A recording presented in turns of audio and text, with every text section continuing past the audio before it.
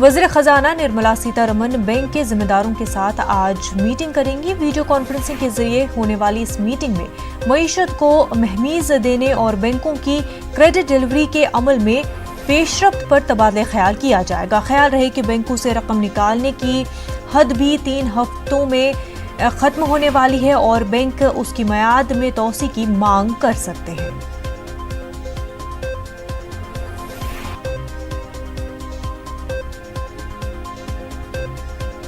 Corona virus के सबब lockdown के बीच वजारत रेल 12 मई यानी कल से मुसाफिर ट्रेनों की खिदमत शुरू कर रही है। शुरुआत में 15 ट्रेनें चलाई जाने की तैयारी है। आज शाम 4 बजे से टिकट की बुकिंग शुरू कर दी जाएगी। ट्रेनों की शुरुआत सबसे पहले नई दिल्ली से होगी। नई दिल्ली से स्पेशल ट्रेनें मुल्क के मुख्तलिफ शहरों के लिए रवाना होंगी।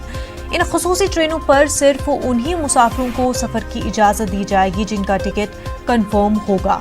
रेलवे स्टेशन के अंदर भी वही मुसाफिर दाखिल हो सकेंगे जिन्हें दाखिले की इजाजत होगी। हर मुसाफिर को अपना चेहरा ढकना लाजिम होगा। ऐसे ही मुसाफिरों को कोच में जाने की इजाजत मिलेगी जिनमें फ्लू के कोई आसार नहीं दिखाई देंगे।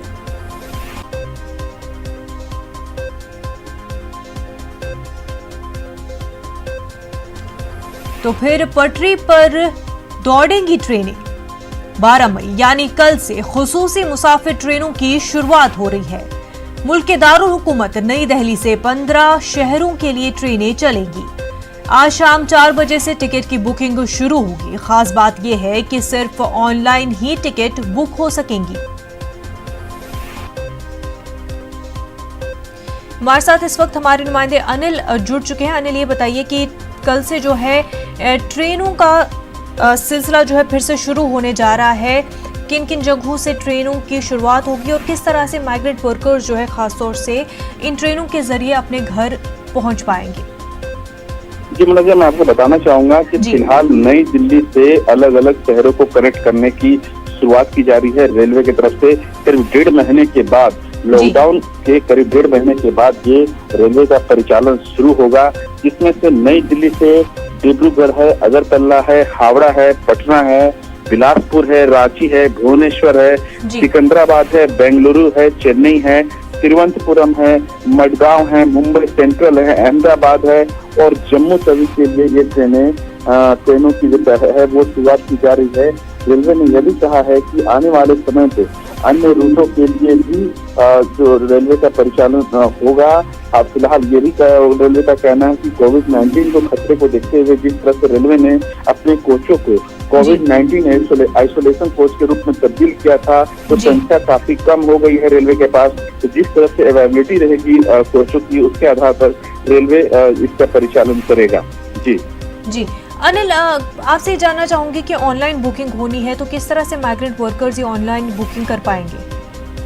जी, मैं आपको बताना चाहूंगा, न सिर्फ माइग्रेंट वर्कर, अन्य सभी लोग इस सेवा का लाभ ले सकेंगे जो देश के अलग अलग जगहों में लॉकडाउन के दौरान फंस गए थे, जो अपने गंतव्य तक जाना चाहते थे और नहीं जा पाए। तो ऐसे में आपको ये बताना चाहूंगा कि उन्हें जो IRCTC का मोबाइल ऐप है उसके जरिए वो बुक कर सकते हैं, या फिर IRCTC की जो वेबसाइट है उसके जरिए टिकटों की बुकिंग की जा सकती है। जहां तक किराया का मसला है, मैं आपको बताना चाहूंगा जो राजधानी एक्सप्रेस का किराया है वही किराया इन ट्रेनों के लिए भी होगी। जो स्पेशल ट्रेन है राजधानी एक्सप्रेस की तरह ही उसी की स्पीड से ये ट्रेनें चलेगी। फिलहाल जो ये 15 ट्रेनें चलाई जा रही हैं, 15 जोड़ी ट्रेनें चलाई जा रही हैं, यानी 15 ट्रेनें अलग अलग जगहों तक जाएगी और अलग अलग जगहों से आएगी। दूसरी बात ये है कि मैं आपको बताना चाहूंगा कि अभी कई ऐसे सवाल इसमें अभी खड़े हैं कि इस तरह से जो राजधानी में हम देख पाते हैं कि जो मिलता है, हमें टॉवल मिलता है, बेडशीट मिलते हैं, कंबल मिलते हैं, क्या वो सारी चीजें मिलेगी या हमें लेकर चलना होगा? क्योंकि इन्फेक्शन फैलने का डर वहाँ पे भी बलवती होता है।